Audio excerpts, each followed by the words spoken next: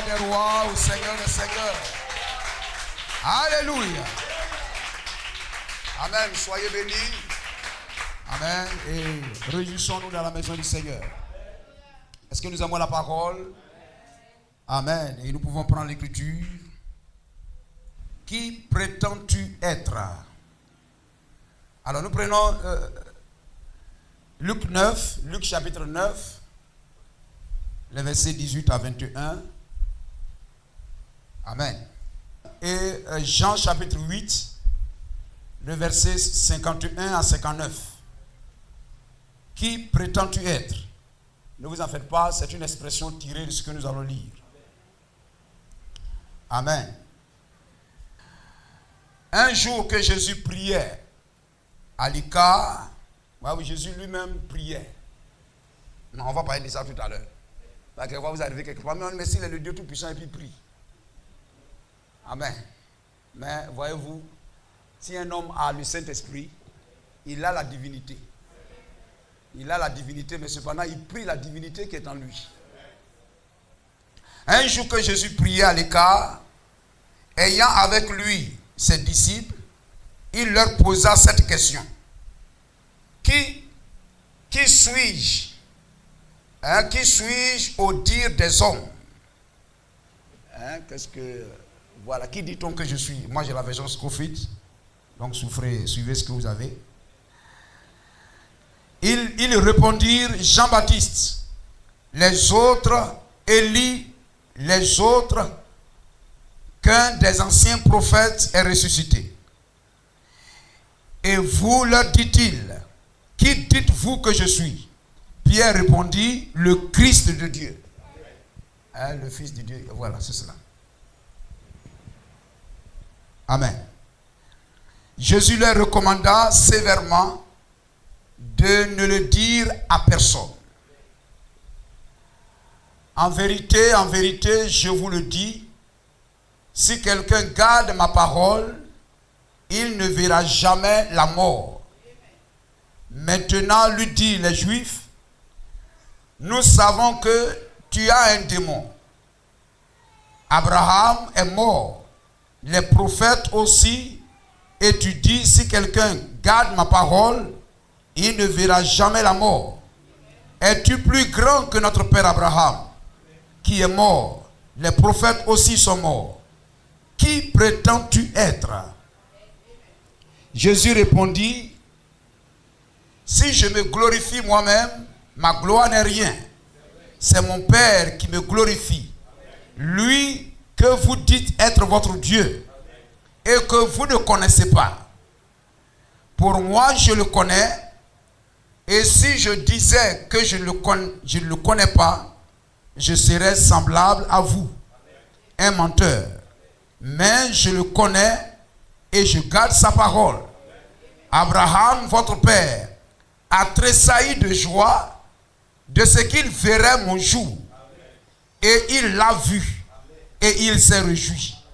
Les Juifs lui dirent, tu n'as pas encore 50 ans et tu as vu Abraham?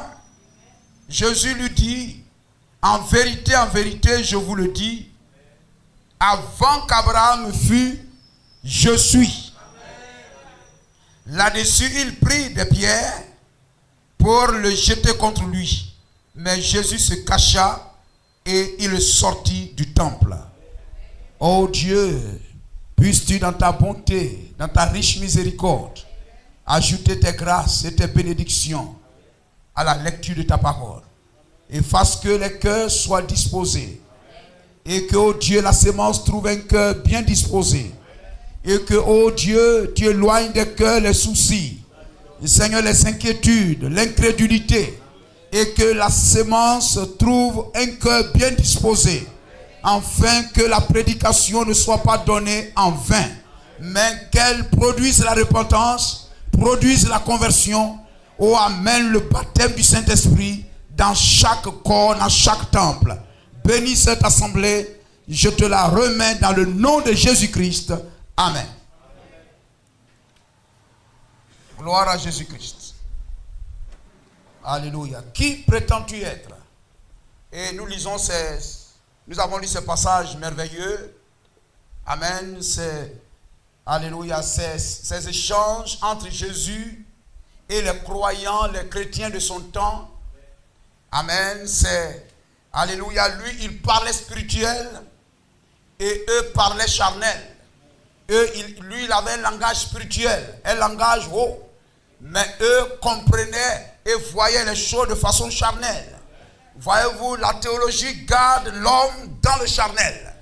Mais la révélation élève l'homme dans les hauteurs spirituelles.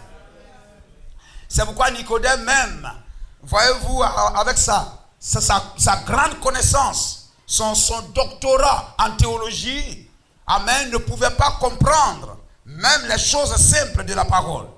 Alléluia, lorsque Jésus lui dit, il faut que tu naisses de nouveau, il voit déjà une personne sortant, un bébé sortant du ventre. Amen. Mais voyez-vous, le naturel typifie le spirituel. Amen. Et alléluia, si l'enfant de Dieu ne s'élève pas dans le spirituel pour comprendre les choses spirituelles, amen, sa marche est vaine. Béni soit le nom de Jésus-Christ. Amen. Qui prétends-tu être? C'est une question que ces juifs, ces chefs religieux ont posée à Jésus-Christ. Amen. En leur temps, alléluia, comme nous le savons, ils avaient l'Ancien Testament. Dans cet Ancien Testament, il y avait des promesses annonçant la venue du Messie. La venue du Christ, la venue du Messie. Le Seigneur lui-même a dit, je viendrai moi-même et je vous sauverai. Mais ils n'ont cru amen, ils n'ont jamais cru que le Seigneur Dieu Tout-Puissant, amen, le Seigneur, alléluia, viendrait habiter un corps sorti des entrailles d'une femme. C'était au-delà de leur compréhension. Gloire à Jésus-Christ.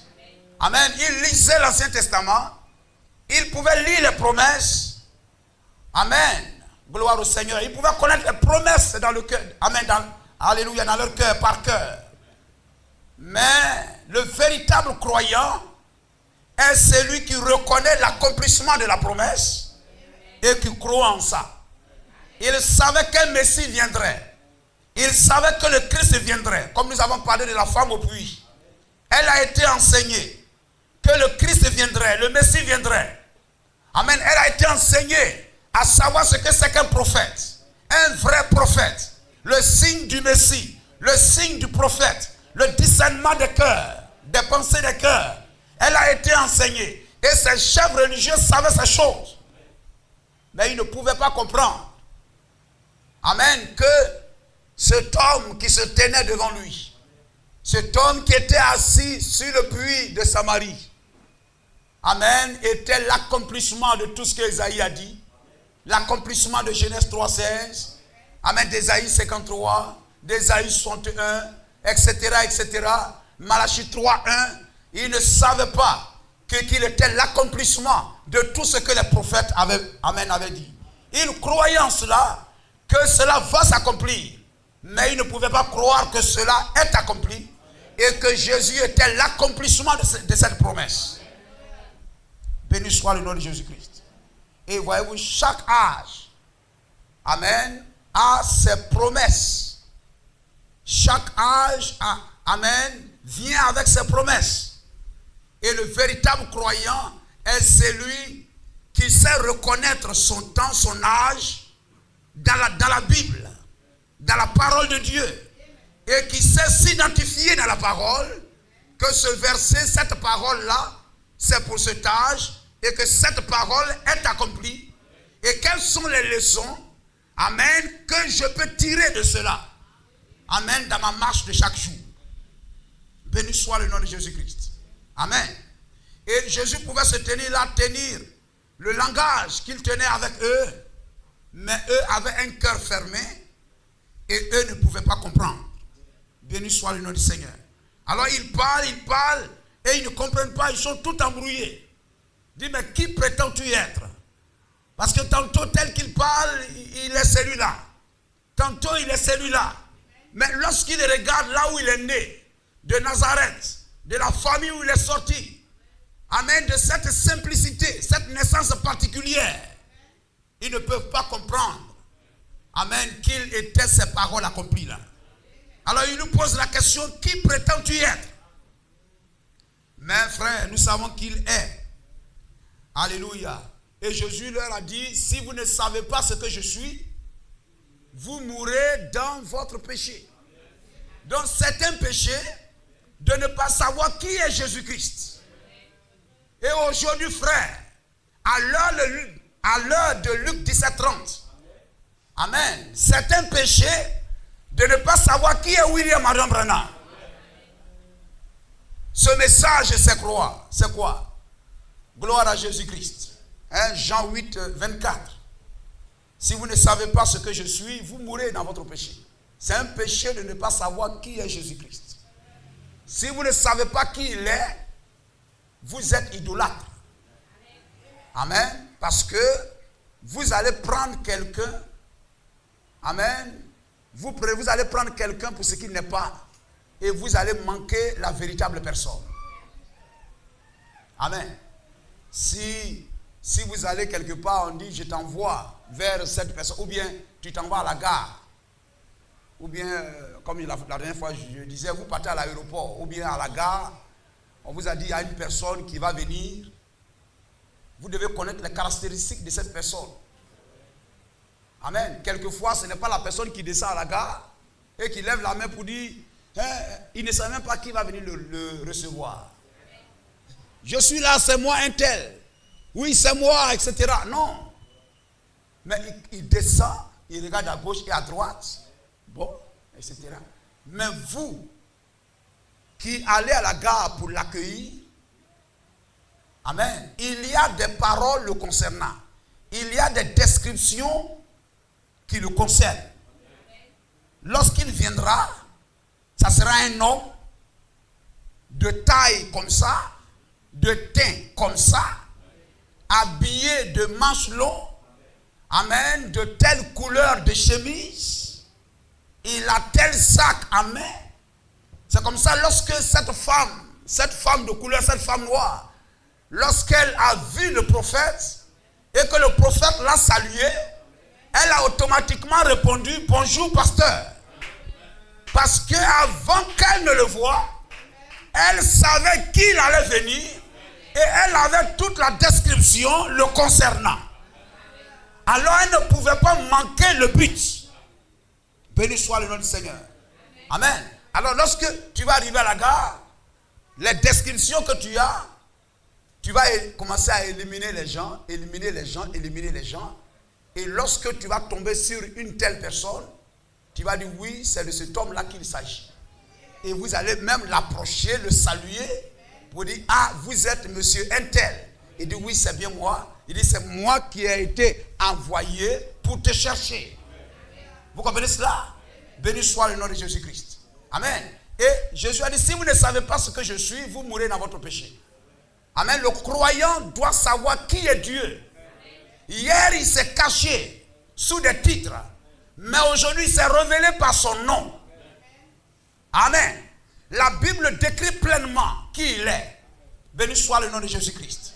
Et lorsque les Juifs ont manqué de savoir qui il est, ils ont automatiquement rejeté sa parole. Amen. Et voyez-vous dans Acte 9, verset 5. Alléluia. L'apôtre Paul, qui était un docteur de la loi, qui a été enseigné par Gamaliel, un grand chef, un grand connaisseur de la loi.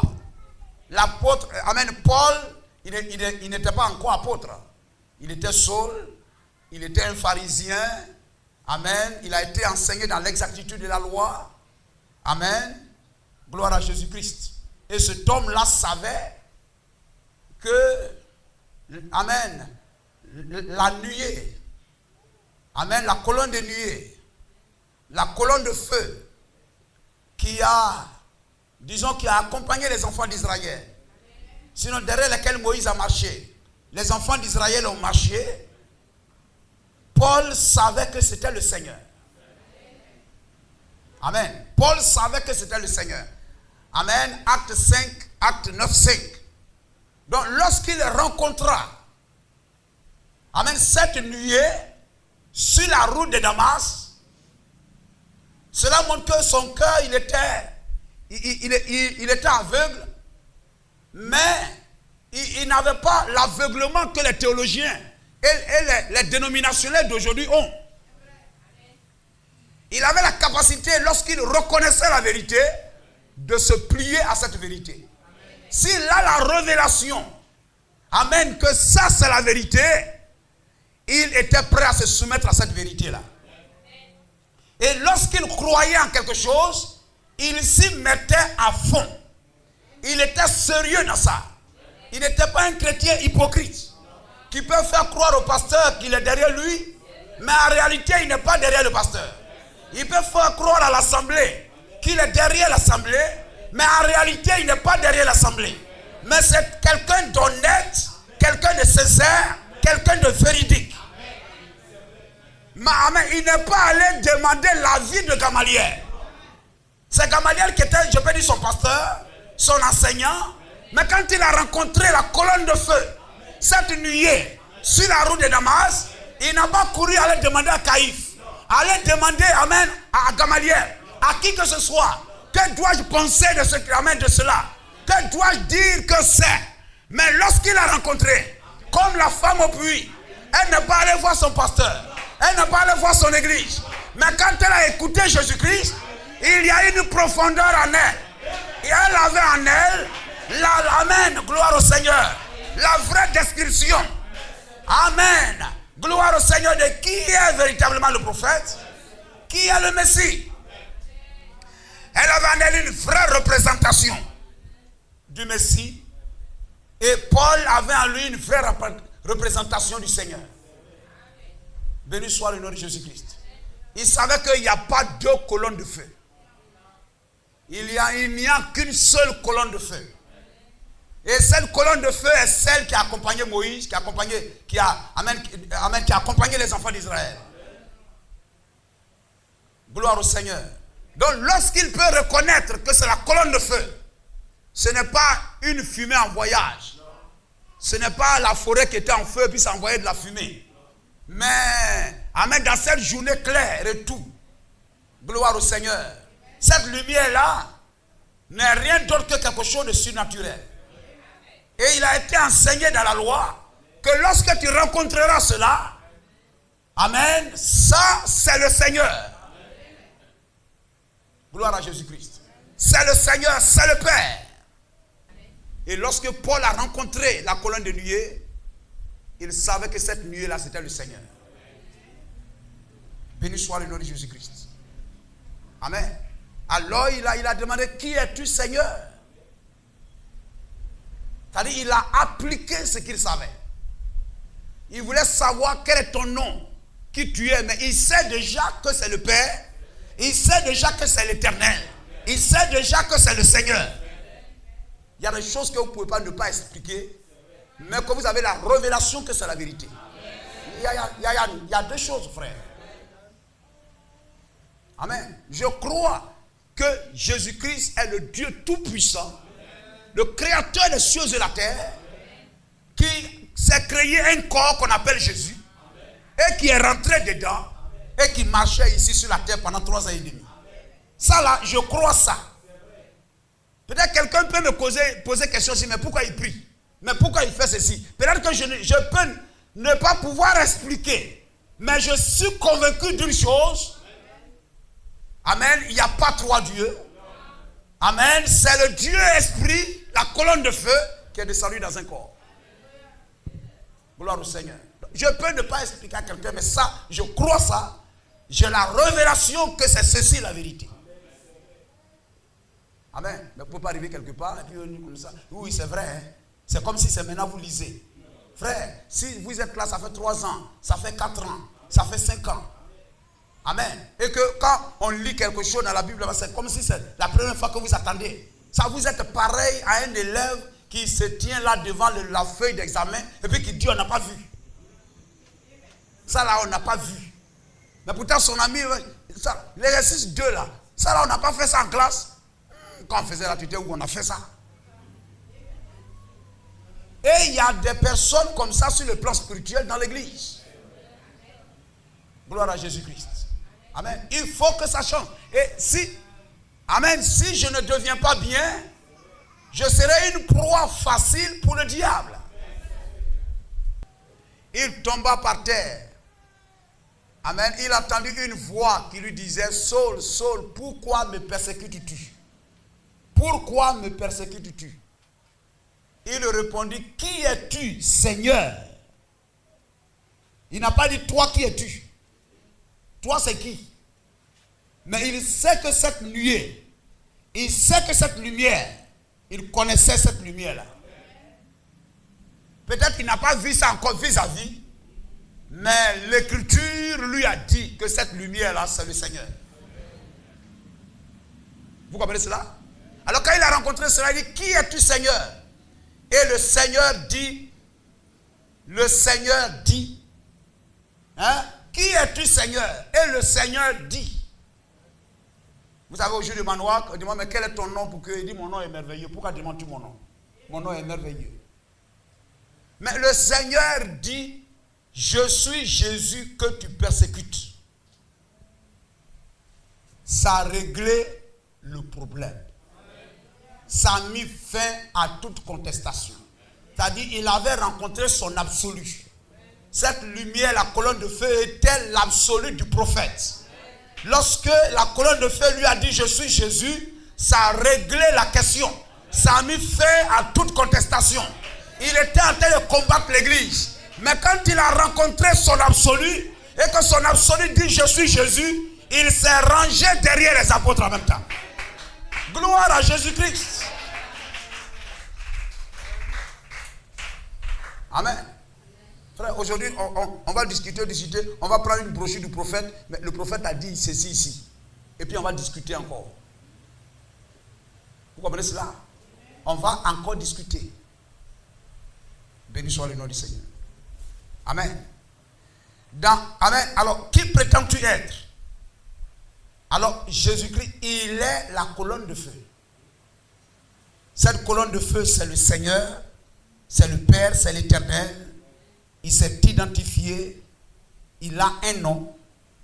Je suis Jésus. Béni soit le nom du Seigneur. Gloire au Seigneur. Et frère, nous savons que Jésus-Christ, ça c'est le fondement des fondements. C'est pourquoi, amen, il me plaît bien de pouvoir insister. Gloire au Seigneur. Jésus-Christ, le Père n'est pas à part, le Saint-Esprit n'est pas à part, Jésus n'est pas à part. C'est la même personne changeant de fonction. Le Père, le Fils et le Saint-Esprit, ce sont des attributs de Dieu. Ce sont des fonctions, des charges de Dieu. Mais le Père, le Fils, le Saint-Esprit, c'est la seule et même personne. Et cette personne a un nom. Et son nom, c'est Jésus-Christ. Nous comprenons cela? Prenons Apocalypse chapitre 1, le verset 8. La foi est une révélation. Et William Branham dit, celui qui ne croit pas à l'entière parole de Dieu est un pécheur. Celui qui ne croit pas à l'entière parole de Dieu est un pécheur. Béni soit le nom du Seigneur. Lorsque la parole est prêchée, tu captes ça d'abord. Il y a une profondeur en toi. Jésus a dit, vous ne croyez pas la vérité parce qu'il n'y a pas de vérité en vous. Amen. Gloire au Seigneur. Donc la vérité que vous écoutez à l'église, amen, alléluia, est la profondeur à laquelle la profondeur qui est en toi a soif. La profondeur appelle la profondeur. Il y a une vérité profondeur en vous. Il y a une soif de vérité qui est en vous. Et il faut une vérité, amen, qui concorde parfaitement, qui répond à cette vérité-là que vous deviez entendre. Lorsque vous écoutez, quelle que soit la beauté du pasteur, quelle que soit la beauté du temple, amen, alléluia, aucune autre vérité ne peut vous retenir. Mais c'est cette vérité qui est en vous, qui est le gène de Dieu. Le gène de Dieu, l'attribut de Dieu. Quelque chose de Dieu qu'il a placé en vous. Et si tu as la révélation que ça c'est la vérité. Avant que tu ne puisses discuter avec une femme, pour dire qu'une femme ne doit pas prêcher, discuter avec les gens, discuter. Alors quand vous avez la révélation qu'une femme ne doit pas prêcher, que cette personne soit le champion de tous les pasteurs du monde. Le plus grand théologien, amen, du monde, se tient devant toi, avec toutes ses théories et ses connaissances grecques. Il va envoyer les paroles grecques, les terminologies grecques. Mais toi, tu as la révélation qu'une femme ne doit pas prêcher. Peut-être que tu n'auras pas la connaissance qu'il a de pouvoir manipuler les versets, les concorder pour rendre ça clair. Mais en toi, il y a une conviction. Il y a une assurance. C'est ça le croyant. Ce n'est pas quand tu comprends, tu sais expliquer que tu crois, non. Alors quand vous avez l'esprit de Christ en vous, et que vous n'êtes pas arrivé, vous n'êtes pas troublé par ce qu'il a dit, mais vous êtes préoccupé de chercher et de trouver les versets, les paroles, pour lui montrer que c'est ce que vous croyez là qui est vrai. Gloire au Seigneur. Ça ne vous trouble pas. Même si vous n'êtes pas arrivé à le convaincre. Il vous a bloqué. Mais il ne peut en aucune manière, amen, vous empêcher de croire. Il ne peut pas vous faire douter de ce que vous croyez. Même si je n'arrive pas à expliquer. Même si je n'arrive pas à expliquer. Mais malgré ses connaissances théologiques, il va remonter là-bas. Tu sais, là-bas, en ce temps-là, les gens ici, les femmes faisaient ça. Voilà l'histoire de l'Orient. Voilà comment les femmes vivaient. Voici là-bas dans la société. Voici comment ils vivaient là-bas. C'est par rapport à ça que Paul a parlé. Il peut décrire tout ça. Mais il ne peut jamais vous faire douter de ce que vous croyez. C'est ça la foi. J'avais des prédispositions à croire le message. Que Dieu soit béni pour ça. Et lorsque j'ai entendu, ça me règle le problème. Quand j'ai écouté que, amen, dans le jardin d'Éden, ce n'est pas pomme, ou bien avocat, ou bien goyave qu'ils ont mangé. Mais c'est un rapport sexuel. C'est un rapport sexuel. Cela était déjà en moi. Amen. Ce n'est pas parce qu'on m'a expliqué que je croyais, mais je croyais. Je croyais ça déjà. Quand j'ai entendu, j'ai dit oui, c'est cela la vérité. Parce qu'en moi, il y a quelque chose qui savait ça déjà. Amen. C'est comme c'est quelque chose. Jésus a dit, mes brebis reconnaîtront ma voix. Ils reconnaîtront ma voix. Vous ne voyez pas parce que nous avons contourné la théophanie. On a perdu la connaissance de toutes choses. Amen. Mais au moins, lorsque c'est comme vous faites un rêve, vous vous réveillez le matin, vous avez oublié, vous ne pensez même pas à ça. Et puis pendant que vous marchez, vous êtes en train de vous promener, il y a un fait qui se présente devant vous, il y a quelque chose qui se passe devant vous. C'est là que vous vous souvenez que la nuit vous avez rêvé sur ça. Ah oui, ça là, j'ai vu ça en rêve. Amen. Quand vous êtes réveillé, il y a eu comme un voile.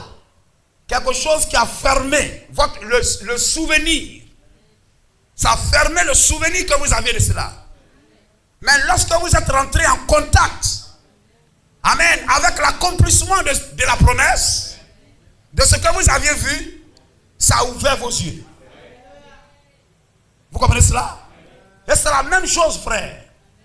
Ce message-là, c'est ça qui nous a façonné. C'est ça qui nous a créé. On peut même oublier le souvenir de cela. La voix de Dieu, c'est... William Branham dit, je suis la voix de Dieu pour vous. Avant la fondation du monde, j'ai déjà entendu ça. Béni soit le nom du Seigneur. Et aujourd'hui, quand j'entends, quand le véritable croyant, le vrai enfant de Dieu prédestiné à être sauvé dans cet âge de Laodicée, gloire au Seigneur, il ne reconnaîtra pas une voix baptiste ou catholique, non. Il sera comme un poussin dans une basse-cour, un aiglon dans une basse-cour. Là où on élève des poulailles, des volailles. Mais il n'est pas un volaille. Gloire au Seigneur. William Branham dit le jour où le Fils de Dieu, en qui demeurent les gènes de Dieu, et les gènes de Dieu c'est la parole, qu'ils sont en lui. Le jour où il va rencontrer la parole de Dieu, le message de l'heure, ses yeux vont s'ouvrir. Amen. C'est comme ça, les yeux de la femme au puits samaritaine se sont ouverts. Et quand ça s'est ouvert, ça a changé son attitude. Ça a changé son comportement.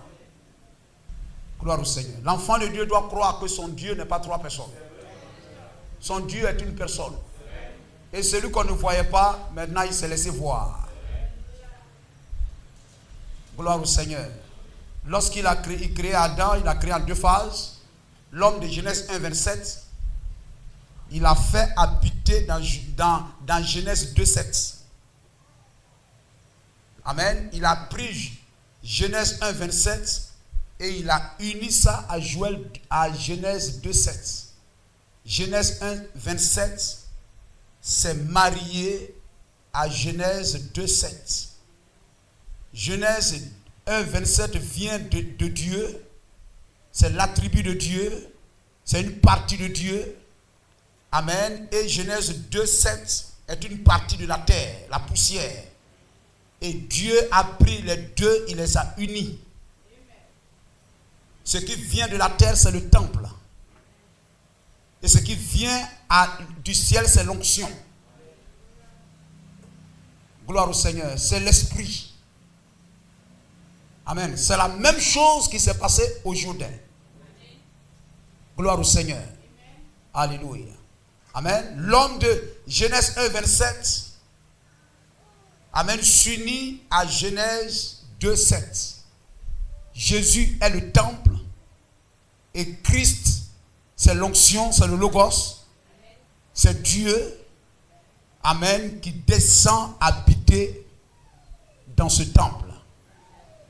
Gloire au Seigneur. Et Genèse 1, 27 et Genèse 2, 7 deviennent un. La même personne. Vous comprenez cela? Gloire à Jésus-Christ. Donc entre le temple et puis ce qui vient du ciel, qu'est-ce qui est grand? C'est ce qui vient du ciel. Alors Jésus peut dire, mon Père est plus grand que moi. Quand vous savez ça, quelqu'un vous dit ça, mais il a dit que son Père est plus grand que lui, ça ne vous dérange pas. Parce que Jésus c'est le temple. Christ c'est Dieu. Et au Jourdain, Christ est venu habiter en Jésus. Et les deux sont devenus Jésus-Christ. Jésus-Christ. Vous comprenez cela? Amen. Adam, lorsqu'il devient une âme vivante, vous comprenez cela? Amen. Genèse 1, 27 et Genèse 2, 7. Les deux se rencontrent et ça produit Adam. Donc Adam est Genèse 1, 27. Adam est Genèse 2, 7. Vous comprenez cela? Amen. De la même manière, vous prenez ici Christ et vous prenez Jésus ici. Amen. Lui, il vient du ciel. Lui, il vient, je peux dire, de la terre. Ils sont des entrailles de Marie. Et l'autre, il vient du ciel. Et les deux s'unissent ensemble. Ça devient Jésus-Christ. Donc, Jésus-Christ est Jésus. Jésus-Christ est Christ. Jésus-Christ est homme 100%. Jésus-Christ est Dieu 100%. Je suis le premier et le dernier. Le premier et le dernier, quand nous lisons ici, je suis le premier et le dernier. Alors le premier et le dernier, c'est qui? Alors le premier et le dernier dit, je suis le vivant, j'étais mort. Donc celui qui est mort, c'est qui? Est-ce que c'est le Père? C'est le Saint-Esprit? C'est qui? C'est Jésus. N'ayez pas peur de dire Jésus-Christ. C'est Jésus-Christ qui meurt. Jésus ou Jésus-Christ, c'est la même chose. Après le Jourdain, il est Jésus-Christ. Aujourd'hui, il est Jésus-Christ. J'étais mort. Donc, celui qui est mort, qui était mort, c'est-à-dire Jésus-Christ, c'est lui qui est le premier et le dernier. Amen. Gloire au Seigneur. Il est le premier et le dernier. Alors il y a Apocalypse 22, 13. Est-ce que vous suivez? Apocalypse 22, 13. Oui. Amen. C'est-à-dire, on s'en va jusqu'à vous pour que ça soit clair dans la tête. On nous met, j'étais mort. Bon, ça, oui, j'étais mort. Tout le monde sait que j'étais mort, c'est Jésus-Christ. D'accord? Mais on va jusqu'à ce que ça soit clair dans la tête, etc. Oui, 13. Je suis. Oui. Le premier, pas un premier et un dernier, mais le premier et le dernier. Le commencement et la fin. Merci. Donc on commence à. J'étais mort. Celui qui était mort est le premier et le dernier. Et le premier et le dernier, c'est lui qui est l'alpha et l'oméga. Et l'alpha et l'oméga, c'est qui? On vient Apocalypse 1:8. Donc j'étais mort, celui qui était mort, c'est lui qui est le premier et le dernier. Et le premier et le dernier, c'est l'alpha et l'oméga. Et l'alpha et l'oméga, c'est le Seigneur Dieu. C'est lui qui était, qui est et qui vient, le Tout-Puissant. Apocalypse 17, 14. Ils combattront contre l'agneau et l'agneau les vaincra. Parce qu'il est. Qui est? L'agneau est, n'est-ce pas? L'agneau est le Seigneur des seigneurs et le roi des rois. Amen. On peut s'arrêter là. L'agneau est le Seigneur des seigneurs et le roi des rois. Prenons Deutéronome 10, 17. Donc l'agneau, c'est l'agneau qui est le Seigneur des seigneurs et le roi des rois, n'est-ce pas? Pas un Seigneur des seigneurs, mais le Seigneur des seigneurs. Deutéronome 10, 17. Car l'Éternel, votre Dieu, est le Dieu des dieux. Et vous lisez, le Seigneur des seigneurs, le Dieu grand, fort et terrible. Amen. Vous prenez son attribut et vous le voyez en train de se dévoiler. Ésaïe 44, 6. Ainsi parle l'Éternel, roi d'Israël et son Rédempteur, l'Éternel des armées. Je suis le premier et je suis le dernier, et hors de moi il n'y a point de Dieu. Amen. Donc en dehors de celui qui est le premier et le dernier, il n'y a point d'autre Dieu. Nous sommes d'accord? Éphésiens 4, 5. Pour insister encore qu'il n'y a qu'un seul Dieu. Alors si nous commençons au verset 4. Il y a un seul corps, un seul esprit. Un seul esprit. Il n'y a pas deux Saint-Esprits. Un seul esprit. Comme aussi vous avez été appelés à une seule espérance par votre vocation. Il y a un seul Seigneur. Le Seigneur des seigneurs, il n'y a pas deux. Il y a un seul Seigneur. Vous notez ça. Il y a un seul Seigneur, une seule foi.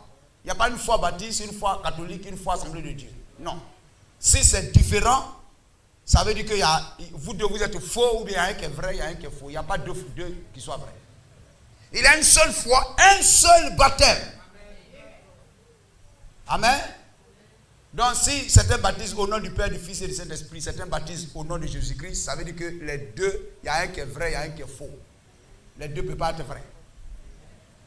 Un seul baptême, alors un seul Dieu et Père. Voyez-vous cela? Le Père, c'est le Dieu. Le Fils n'est pas Dieu. Mais lorsque le Fils s'unit au Jourdain, au Père, alors il devient Dieu. Le Fils n'est pas éternel. Mais lorsqu'au Jourdain, n'est-ce pas? Lorsque nous recevons le baptême du Saint-Esprit, amen, alors, alléluia, il devient, amen, si on peut le dire, il naît éternel. Vous comprenez cela? Parce que l'éternel est venu habiter dans ce corps. Parce que le Fils a eu un commencement. Mais le Père n'a pas de commencement. On comprend? Ça va? Un seul Dieu est Père. Il est le Père de toutes choses. Colossiens même va dire là-bas, c'est lui qui a, Jean 1 même dit qu'il a tout créé. La parole a tout créé. L'esprit devient la parole et la parole crée toutes choses. Et la parole elle-même devient un homme, c'est Jésus. C'est-à-dire tout renvoie à Jésus-Christ. Tout renvoie à Jésus-Christ. Un seul Dieu est Père de tous, qui est au-dessus de tous, la colonne de feu. Et parmi tous, Emmanuel, d'accord, Dieu parmi nous. Et en tous, c'est-à-dire le Saint-Esprit. C'est le même Dieu, amen, faisant toutes ces choses. C'est le Père au-dessus, le Père dans un homme et le Père habitant en chacun de nous. Le seul Dieu. Béni soit le nom du Seigneur. Et ce Dieu-là, ce seul Dieu, nous remontons le temps pour dire au commencement, il avait en lui l'attribut de Dieu. L'attribut, c'est une aptitude.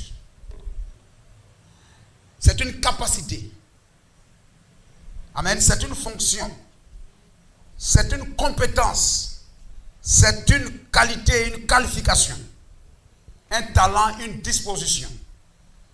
Amen. Comme vous prenez un homme, il est père potentiellement.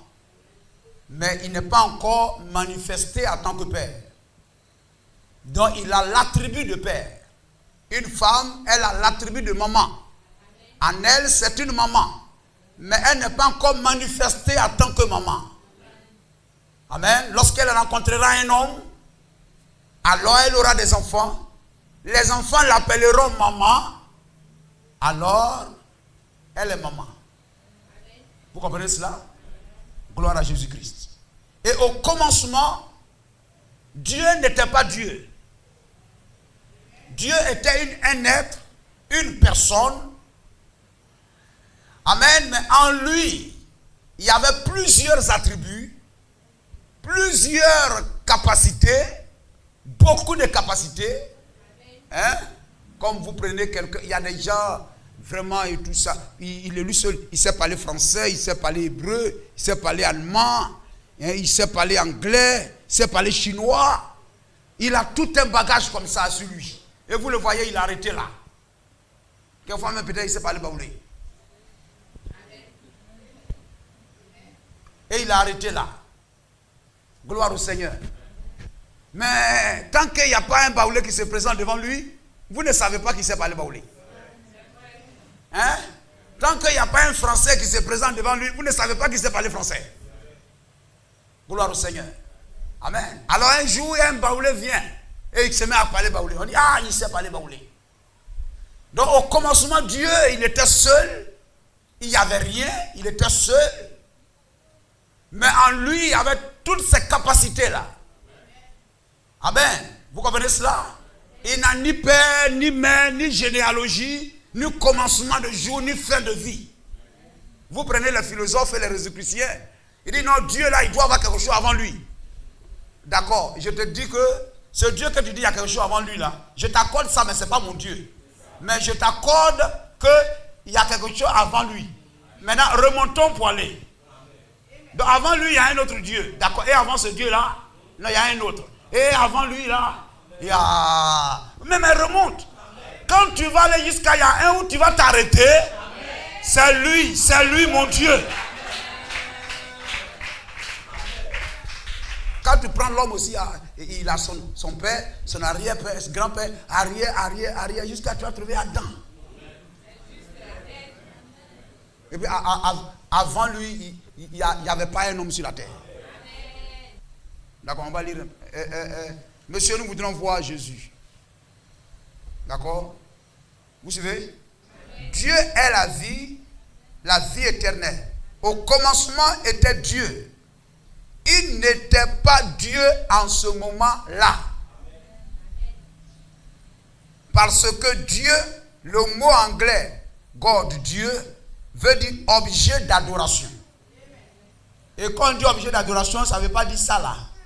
Qu'on a mis là et puis on a commencé à adorer. Ça, c'est un objet. Dieu, ça ne veut pas dire objet. Le dictionnaire dit l'objet ici. Amen. C'est tout ce qui est cause, sujet, le motif de l'adoration. Amen. C'est-à-dire notre louange, notre adoration, nos acclamations, notre reconnaissance, tout est tourné vers lui et vers lui seul.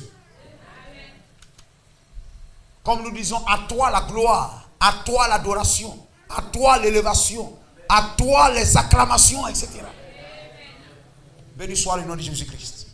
Vous comprenez cela? Amen. Il n'était pas Dieu en ce moment-là. Parce que Dieu, le mot anglais God, veut dire objet d'adoration.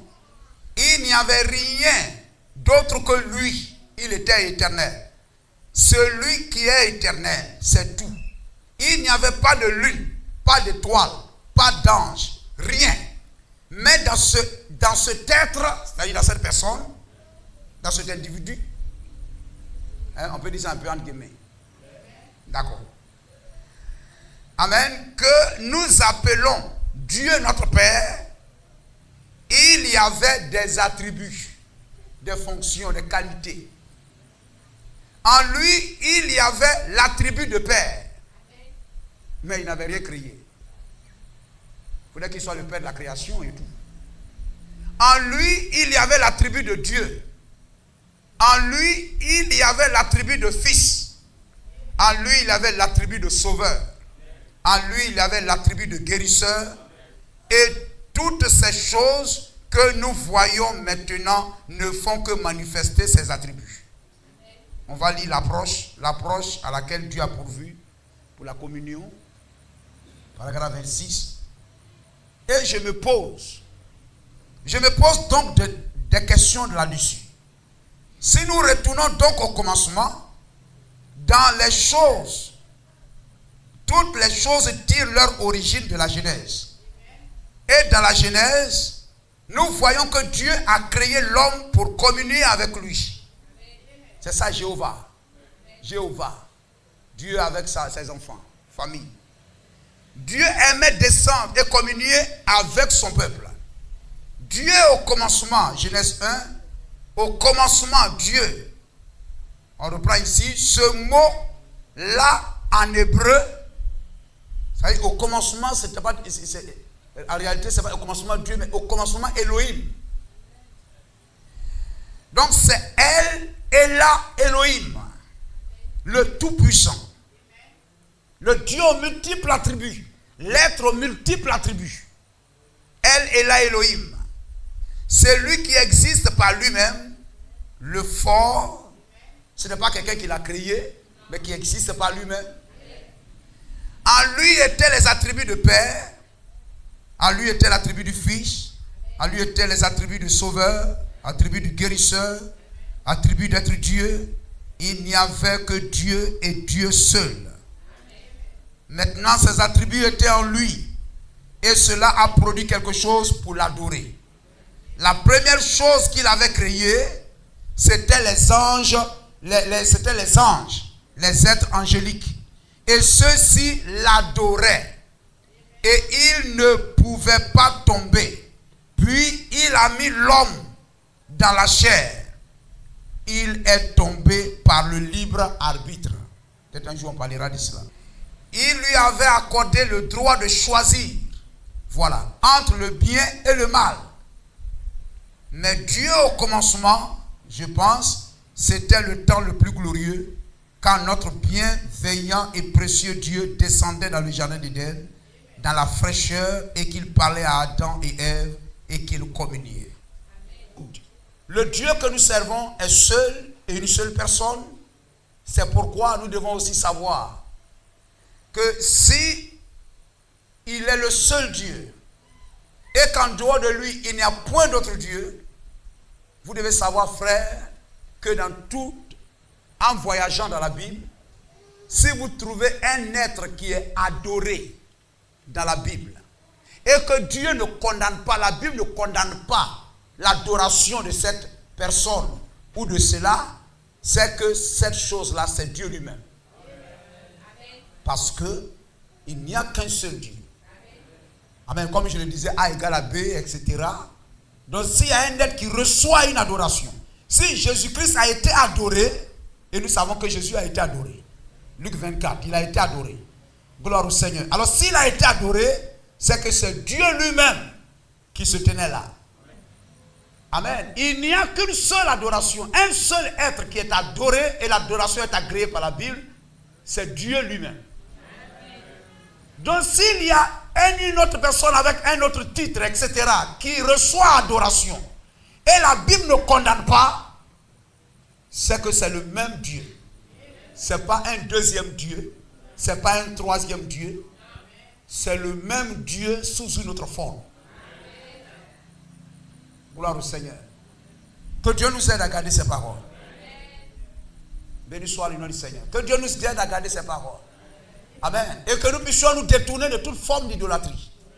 Amen. Si vous ne savez pas qui vous adorez, vous pouvez adorer n'importe quoi. Mais vous devez savoir qui vous adorez. Et celui que vous adorez, c'est le créateur des cieux et de la terre. C'est lui-là qui a créé un corps qu'on appelle Jésus, qui est venu habiter dans ce corps et qui a marché ici sur la terre.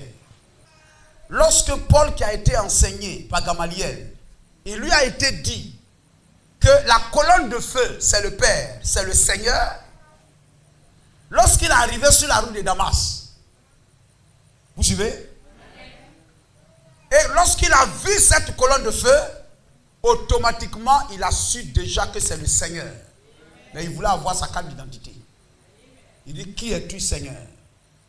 Donc, lorsque il connaissait Jésus, peut-être certainement il a entendu parler de Jésus, peut-être qu'il l'a vu. Mais ils étaient dans leur pharisaïsme, ils ne croyaient pas.